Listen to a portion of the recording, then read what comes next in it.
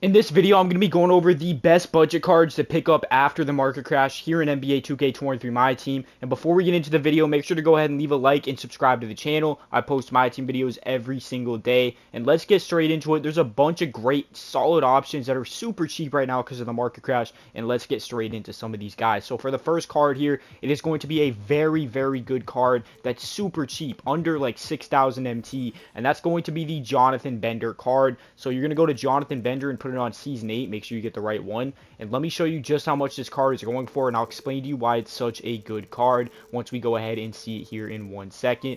As you guys can see here, you can pick up this Bender for under 6,000 MT, and he's going to be shooting guard eligible at 7 feet tall. So that means you're getting a 7-foot shooting guard. And with this card, he has great animations all around, and he is really, really good.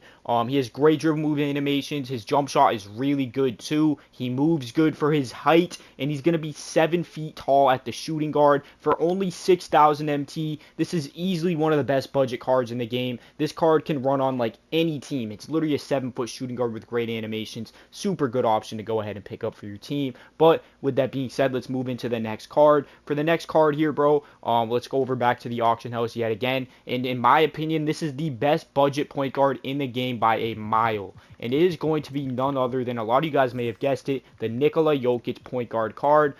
This card is just super cheap. He's way too cheap for how good he is. And as you guys can see here, you can pick up this out of position Jokić card for literally 16,000 MT. And I am running him on my team.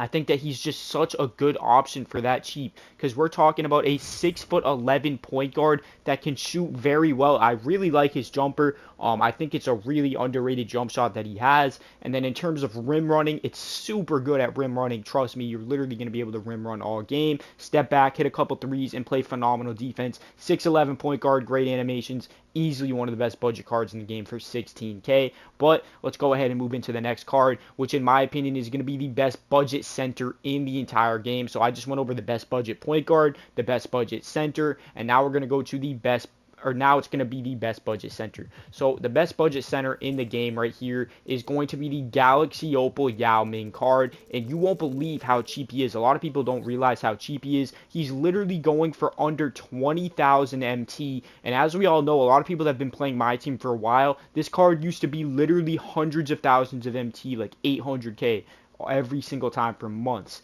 and now we're looking at him for literally 19K. He's obviously going to be a 7'6" center with great animations all around, and he's just going to be 7'6". I mean, you're not going to be outmatched at the center position with any center in the game if you have this Opal Yao. Even if you're going up against an end game Tacko Fall, this Yao is going to hold his own because he's 7'6" with good stats all around, and he's going to hold his own against literally any guard in the game. He's easily the best budget center in the game, in my opinion. And there is a snipe right there, because as you guys can see, this one has 21 Hall of Fame badges, and I was able to get him for 19K.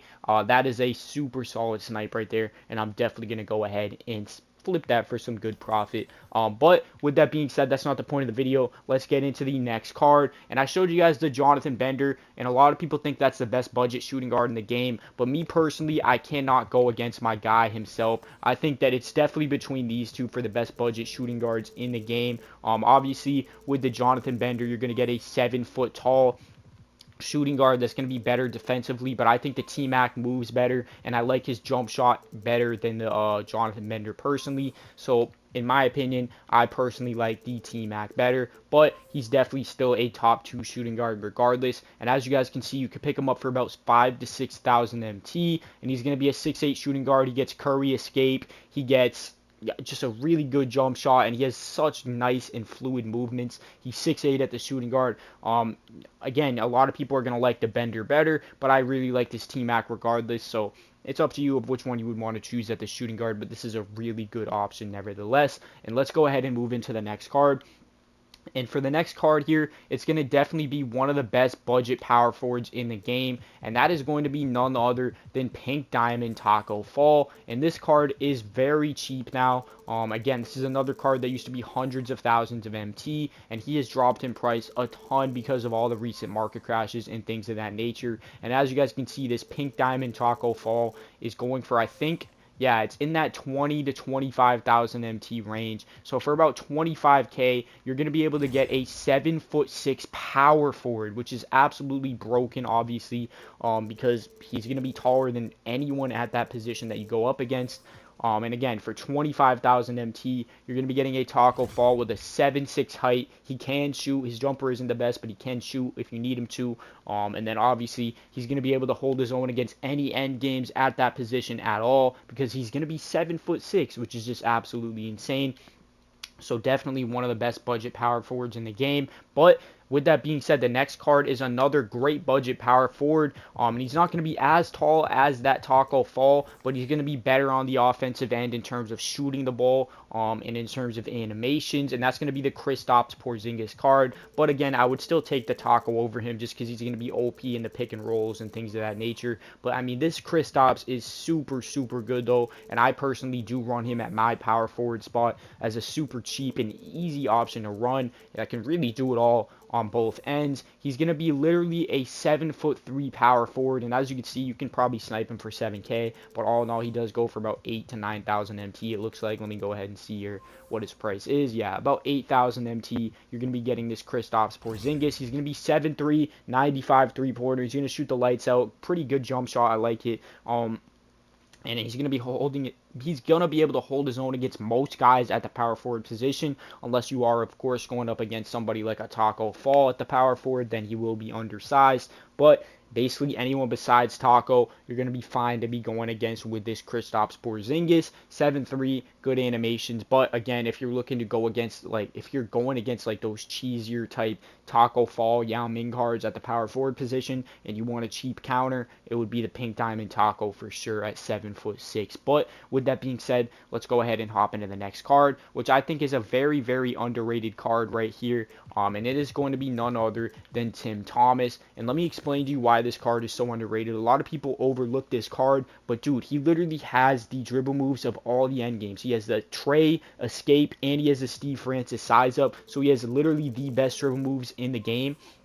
And then on top of that, his jumper is one that not a lot of people are a big fan of, but me personally, I think it's a solid enough jump shot to get it done. It's going to be a really fast jump shot, and that's the reason why a lot of people don't like it, is because they're not good enough to be able to time a fast jumper. But if you can time a fast jumper and you like having the meta dribble moves, this Tim Thomas card is super, super good for his price. 4,000 MT is an absolute steal. He's a card that's going to be 6'10", meaning that he could play either the 2 or the 3, whatever you want to play him at. You can play him at either the shooting guard or the small forward. 6'10", has the best dribble package in the game with the Trey escape and the Steve Francis size up, and then also has a very quick jump shot. He's going to be 6'10" at the shooting guard. So all in all, this card is super good and underrated, and easily one of the best budget cards to pick up in the game. But with all that being said, let me know which cards I missed in the comments down below. Did I miss anybody that you guys think is a really good budget option that I should have included in the video? And let me know if there is any of those cards. And if you guys made it this far into the video, the keyword is going to be the first card that pops up here in the auction house. So today it is going to be Shaun Livingston. So if you made it this far into the video, comment the word Livingston, and I will like and reply to every single comment that says that to see who the loyals are that made it to the end of the video. As usual, let's see who the loyals are for today's video. Hope you guys did enjoy. Leave a like and subscribe to the channel, and I'm out of here, boys. Peace out.